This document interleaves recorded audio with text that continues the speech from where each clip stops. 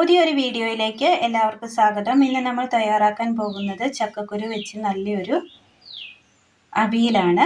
അതിനായിട്ട് ചക്കക്കുരു നീളത്തിൽ കട്ടി കുറച്ച് നമ്മൾ അരിഞ്ഞെടുത്തിട്ടുണ്ട്. തക്കാളി കുരു കളഞ്ഞ് തൊലി കളഞ്ഞ് നീളത്തിൽ അരിഞ്ഞെടുത്തത്.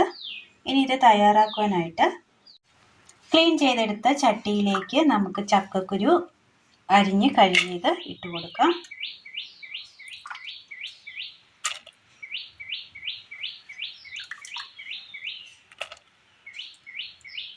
ഇതിലേക്ക് ഒരല്പം വെള്ളം ഒഴിച്ചു കൊടുക്കാം.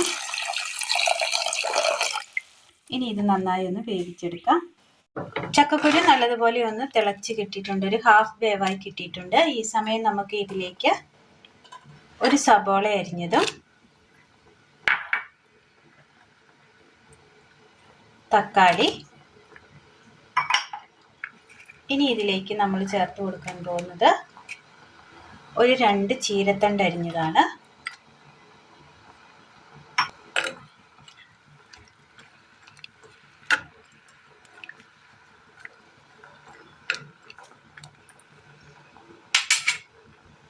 ഇതിലേക്ക് ഒരല്പം മഞ്ഞൾപ്പൊടി ഇട്ട് കൊടുക്കാം.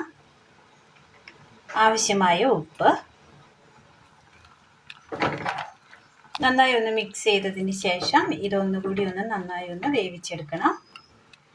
മൂടി വെച്ച് വേവിച്ചെടുക്കാം. ഇതിനൊപ്പം തന്നെ ഒരു 2 പച്ചമുളക് അരിഞ്ഞത് കൂടി ഇട്ട് കൊടുക്കാം.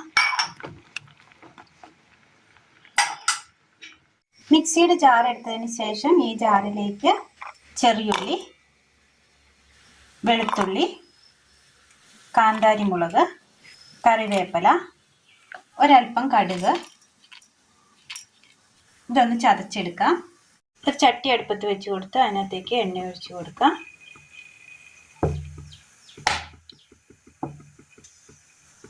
കടുക്,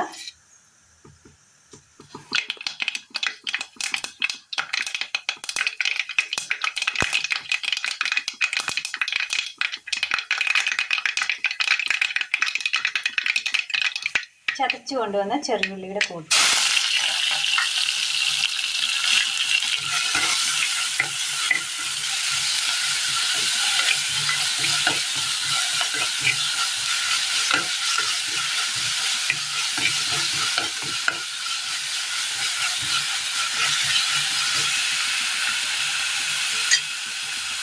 രണ്ട് കണ്ട് കറിവേപ്പില,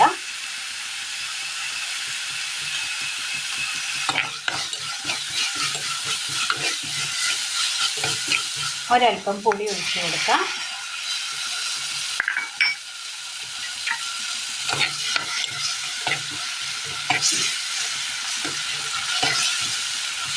വാളംപുളി പിഴിഞ്ഞതാണ്.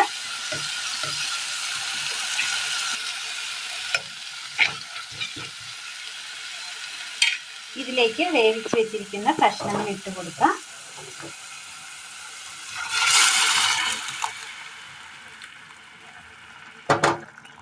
തേങ്ങയും ജീരകവും,